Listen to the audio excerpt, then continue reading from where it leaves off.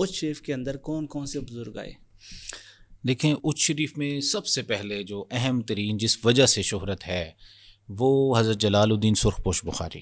اچھا ماشاء اللہ. آپ جب جیسے میں نے پہلے عرض کیا کہ جلال الدین سرخ پوش بخاری، حضرت بہاؤالدین ذکریہ ملتانی، حضرت بابا فرید گنج شکر اور لال شہباز قلندر، یہ چہار یار مشہور ہیں تاریخ اسلام میں. تو اخبار الاخیار میں بھی حضرت شاہ عبد الحق محدث دہلوی رحمۃ اللہ علیہ نے ان چاروں کے بارے میں ذکر کیا کہ یہ چاروں نے دین کی تبلیغ کے لیے مل کے اسٹریٹجیز بنائی تھی اور کام کیا تھا. ایک ہی وقت تھا، ایک ہی یس، دور یہ تھا سارا چاروں کا. ٹائم ہاں. ایک ہے. تو حضرت بہاؤالدین ذکریہ ملتانی رحمۃ اللہ علیہ نے جو یونیورسٹی بنائی ملتان میں، اس کے ڈین جلال الدین سرپوش بخاری تھے. اچھا. اور جو باقی دو شخصیات ہیں، بابا فرید گنج شکر رحمۃ اللہ علیہ اور لال شہباز قلندر، وہ تبلیغی مشن کو جو ہے تو اوور سی کرتے تھے. یہ دو شخصیات نے یہاں بیٹھ کے کام کیا. اور جیسے پہلے بھی بتایا کہ 52 لینگویجز علماء کو، مشائخ کو سکھائی جاتی تھی کہ آپ نے کس طریقے سے مطلب آگے جا کے دین کی ایک سفیر کی حیثیت سے ریپرزینٹ کیا، مطلب آپ نے کس طریقے سے دین کے ایک سفیر کی حیثیت سے ریپرزینٹ کرنا ہے مذہب محمد رسول اللہ صلی اللہ علیہ وسلم کو. تو وہ بڑا ایک ٹف معاملہ ہوتا ہے کہ جب آپ کی اخلاقی تربیت ہونے کے بعد آپ کو پھر جج کیا جائے، آپ کو چیک کیا جائے. تو بعض اوقات یوں بھی ہوتا تھا کہ کسی اسٹوڈنٹ کو کہا جاتا کوئی گرم پانی لاؤ اور دانستہ ٹھوکر کھا کے اس صوفی صاحب یا عالم دین کے اوپر گرم پانی گرا دو، اور چیک کیا جائے کہ اس کا ری ایکشن کیا ہے. آیا یہ صبر سے کام لیتا ہے یا گالیاں دینے لگتا ہے، شور شرابہ شروع کر دیتا ہے. اگر وہ علم اور روحانیت سب حاصل کرنے کے باوجود اتنا صابر بھی ہو کہ کل کو کسی دوسرے ملک میں کسی اور مذہب کے لوگوں میں بیٹھا ہو اور وہاں پہ کوئی بندہ اس کو غلطی سے دکھا دے تو یہ کیسے ری ایکٹ کرے گا؟ کیا یہ اپنے ایموشنز کو، اپنے ری ایکشنز کو کنٹرول کر سکتا ہے؟ کیا یہ دین محمدی کا صحیح سفیر بن کے وہاں پہ ریپرزنٹیٹیو بن کے دین کو لے کے چل سکتا ہے؟ تو یہ ایک وہ تھا. تو اچ شریف بنیادی طور پہ سب سے پہلے یہ لوگ آئے ملتان میں، اور رہائش جلال الدین سرپوش بخاری نے اچ میں رکھی. اچھا. اور اس میں بھی اگر میں آپ کو ایک اور بات بتاؤں کہ آپ کے آنے سے پہلے نبی محتشم علیہ وآلہ آلہ الصلاۃ والتسلیمات نے آپ کی سکونت کا بندوبست کیا. یہاں پہ سندھ کے علاقے میں ایک بہت بڑا خاندان جو کہ آلریڈی وہاں پہ حکومت کر رہا تھا، وہ حضرت سید شاہ شجاع کی اولاد میں حضرت صدر الدین خطیب رحمۃ اللہ تعالیٰ علیہ، حضرت بدر الدین باکری رحمۃ اللہ علیہ پوری اسٹیٹ کے مالک تھے. انہوں نے باقاعدہ فتح کیا اور وہ وہاں پہ ایز اے کنگ بیٹھے ہوئے تھے. بدر الدین باکری کو خواب میں رسول اللہ نے حکم دیا کہ میرا یہ بیٹا آ رہا ہے اور اپنی بیٹی کا نکاح اس سے کرو. تو آپ جب وہاں پہ تشریف لے گئے، پہنچے، انہوں نے فوراً رسول اللہ کے حکم پہ اپنی بیٹی کا عقد آپ سے کیا. اور یہ دیکھیں کہ باقی لوگوں کو راز تو نہیں بتانا تھا کہ کیا پیچھے چل رہا ہے. تو خاندان کے لوگوں نے اعتراض کیا بدر الدین باکری پہ کہ یار ہم نواب ہیں، ہم یہاں کے کنگ ہیں، بادشاہ ہیں، اور تم ایک مسافر کو اپنی بیٹی اس طرح سے دو گے. تو آپ نے اس کو جواب نہیں دیا، بلکہ خود بھی اپنی سلطنت کو چھوڑ کے جلال الدین سرپوش بخاری کے ساتھ اور اپنی دیگر بچوں کو ساتھ لے کے سفر اختیار کیا، اور اچ شریف میں آ کے انہوں نے اپنے ریزیڈنس قائم کی. آپ ملتان جاتے تھے، وہاں دین کی خدمت کے لیے مدرسہ یونیورسٹی کو دیکھتے تھے، اور ملتان سے پھر رہائش کے طور پہ اپنے بیوی بچوں کے پاس یہاں آتے.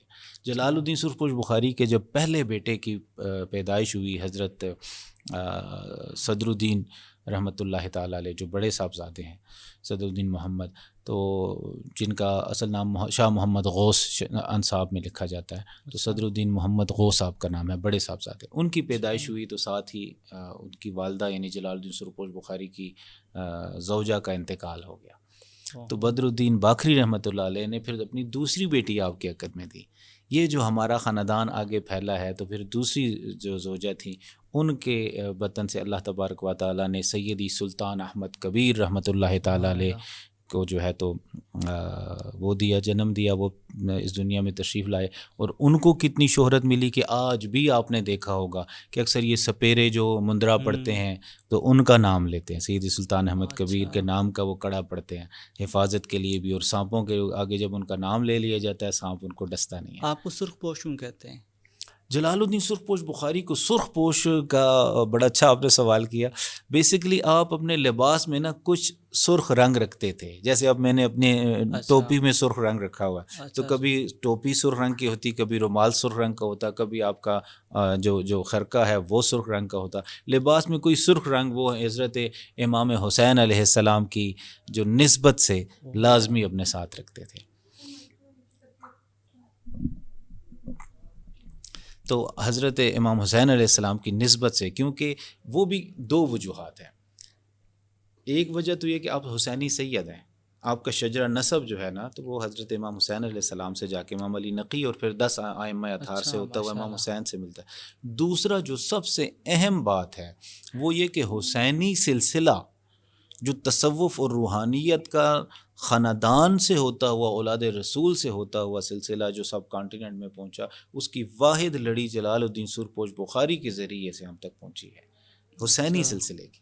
سروردی سلسلے کے ساتھ ساتھ حسینی کی جو میں بات کر رہا ہوں، وہ اخبار الاخیار آپ دیکھ لیں، دیگر بڑے بڑے اکابر صوفیاء نے باقاعدہ اس سلسلے کا ذکر کیا ہے اپنی کتاب.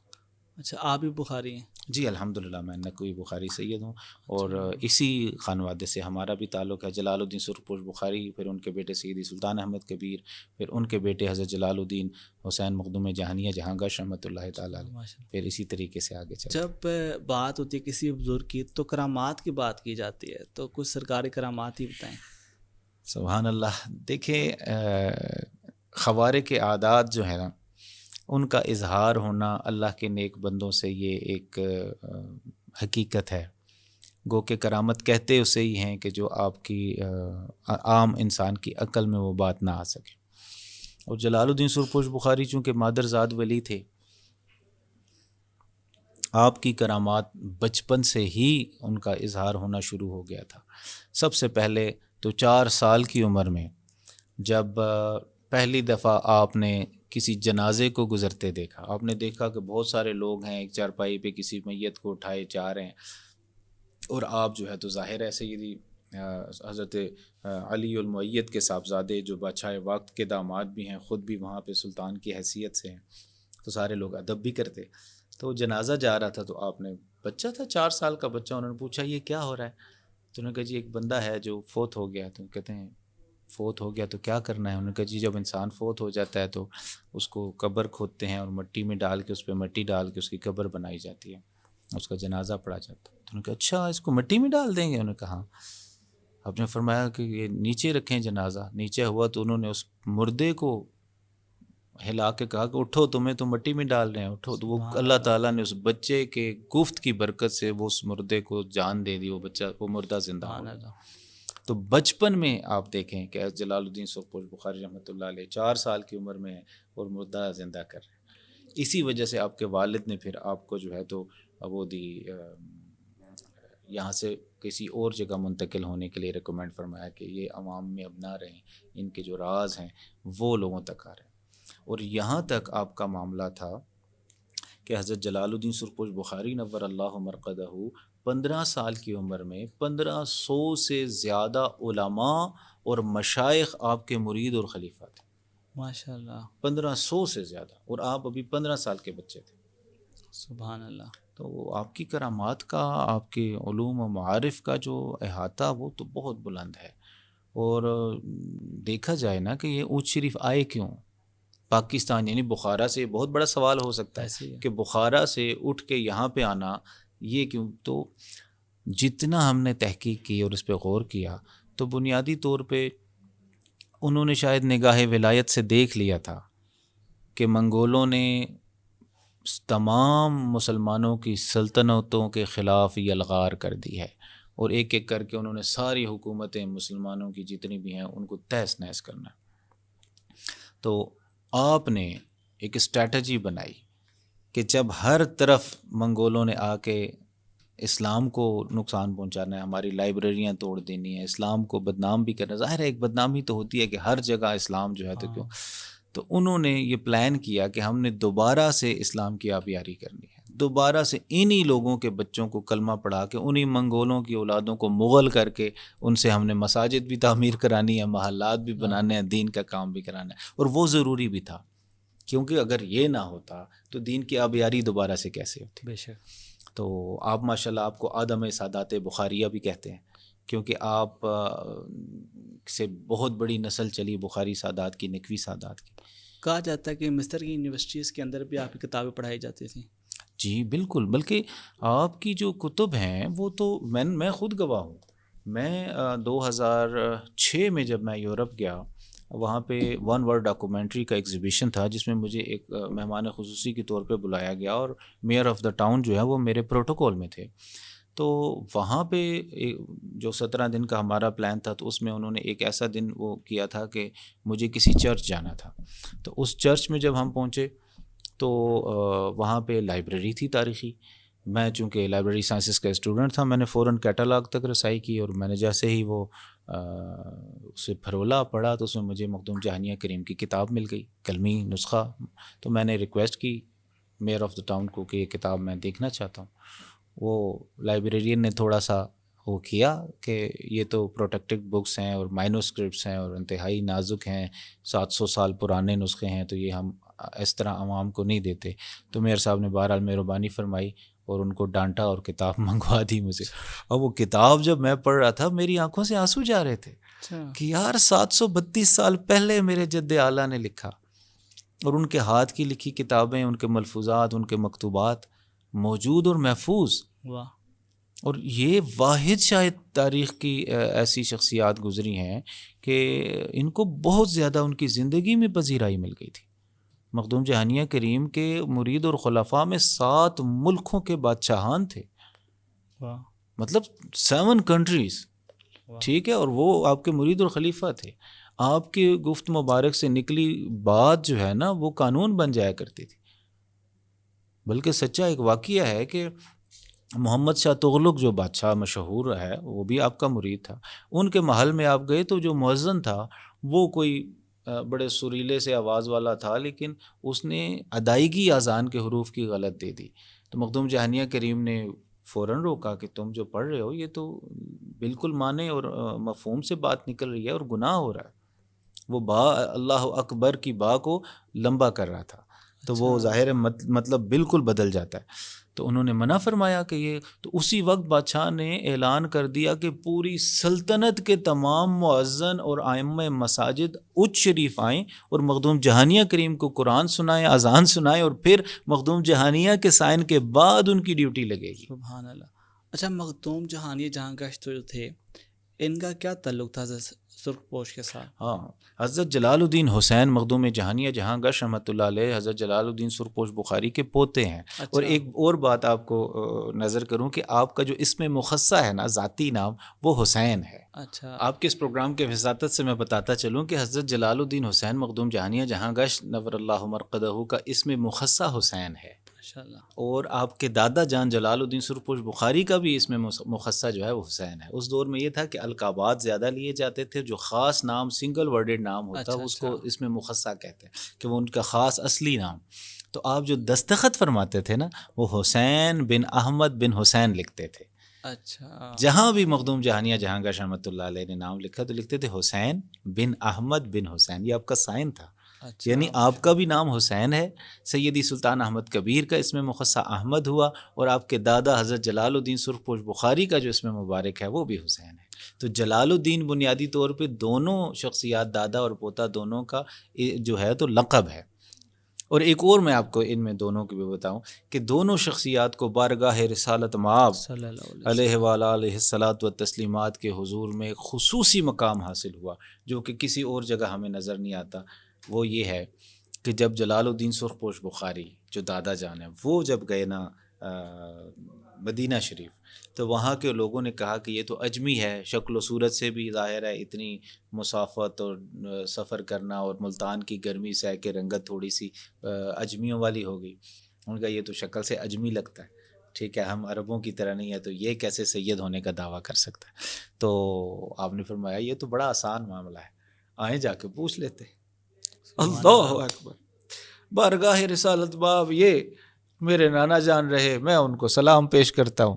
اگر انہوں نے قبول فرما لیا تو اولاد ہوں، انہوں نے نہ قبول فرمایا تو نہیں. سبحان اللہ. آپ گئے بارگاہ رسالت باب سنہری جالیوں کے سامنے حضور کے روضے کے سامنے، اور انہوں نے کہا السلام علیک یا جدی، سبحان اللہ، اے میرے دادا جان، اے میرے نانا جان، اے میری جد، آپ پر سلام ہو۔ سبحان اللہ، تمام اشراف مدینہ اور وہاں موجود لوگوں نے سنا کہ اندر سے جواب آیا وعلیک السلام یا ولدی سبحان اللہ، انت منی و سراج امتی، کہ آپ پر بھی سلام ہو میرے بیٹے، تم مجھ میں سے ہی ہو اور میری امت کے چراغ ہو۔ سبحان اللہ، ٹھیک ہے، اور یہ اعزاز اولاد رسول میں بڑے کم لوگوں کو حاصل ہوا کہ جنہوں نے اپنا شجرہ نسب اور اپنا خاندان ثابت کرنے کے لیے سیدھا سیدھا رسول اللہ کی بارگاہ میں عرض کیا، اور ادھر سے بھی اعزاز حاصل ہوا، اور پھر یہی تسلسل دوبارہ آپ کے پوتے مخدوم جہانیہ کریم کو حاصل ہوا کہ رسول اللہ نے آپ کو اپنا بیٹا ارشاد فرمایا۔ سبحان اللہ، روایت ہے کہ مخدوم جہانیہ کریم جب مدینہ شریف گئے تو آپ مواجہ شریف کی طرف حضور کے، یعنی جو ابھی جو ہمیں تو مواجہ ہے اس وقت کا ظاہر ہے 700 سال پہلے کوئی اور نقشہ ہوگا، تو سامنے یعنی جہاں سے لوگ سلام کر کے گزرتے تھے اسی جگہ پہ حضرت جلال الدین حسین مخدوم جہانیہ جہاں گشت رحمۃ اللہ علیہ تشریف فرما ہو گئے۔ تو جب لوگ گزرتے تو ظاہر ہے گزرتے ہوئے لوگوں کی ٹھوکر بھی لگ جاتی تھی، اور لوگ سلام کرتے ہوئے تھوڑا سا، تو اندر سے جواب آیا، آواز آئی، حضور شفیع المذنبین انیس الغریبین رحمت للعالمین عالم علوم اولین و آخرین احمد مجتبیٰ حضرت محمد مصطفیٰ صلی اللہ تعالیٰ علیہ وآلہ وسلم نے ارشاد فرمایا کہ یا ولدی ولا تقم بین یدی یا زواری، کہ اے میرے بیٹے میرے زائرین کے ہاتھوں کے درمیان، ان کے ہاتھوں کے سامنے نہ بیٹھے۔ اللہ اکبر، قربان جاؤں اخلاق محمدی کی الفاظ پہ تو غور کرو کہ جب کوئی بندہ بیٹھا ہوتا ہے نا تو ہاتھوں کے سامنے نہیں بیٹھتا، وہ ٹھوکروں میں بیٹھ رہا ہوتا ہے، لیکن حضور صلی اللہ علیہ وسلم فرمایا کہ زائرین کے ہاتھوں کے درمیان نہ تشریف فرما۔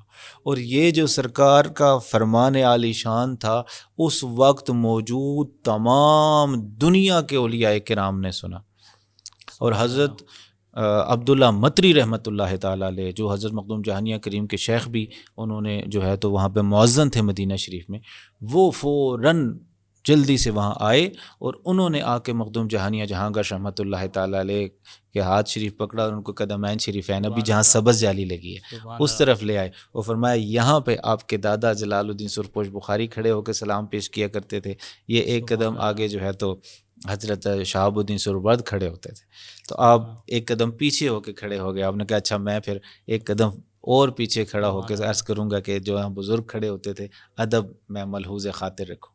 اس بات سے عبداللہ مدری رحمۃ اللہ علیہ بڑے متاثر ہوئے، انہوں نے گلے لگایا اور آپ کو فرمایا کہ آپ یہیں پہ معتکف ہو جائیں تاکہ آپ کو تمام علوم اور وہ چیزیں۔ تو مخدوم جہانیہ کریم فرماتے ہیں میں وہاں 7 سال معتکف رہا، سبحان اللہ، اور ہر روز میرے لیے خود عبداللہ مطری رحمۃ اللہ علیہ قرص لاتے، یعنی مدینہ شریف کی خاص روٹی ہوتی ہے شاید سفید رنگ کی، اس میں پنیر شامل ہوتا ہے، اور خود اپنے ہاتھ سے کہوا لے کے آتے میرے لیے سحری کے وقت، کیونکہ آپ روزہ رکھتے تھے۔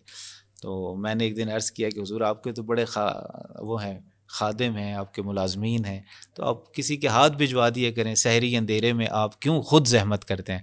تو کہتے ہیں عبداللہ مدری رحمۃ اللہ علیہ نے فرمایا میں نے سنا تھا جب محمد الرسول اللہ نے تمہیں اپنا بیٹا کہہ کے پکارا، تو میں حضور علیہ السلام کے بیٹے کے لیے خود خدمت کرنا جو ہے تو اعزاز سمجھو۔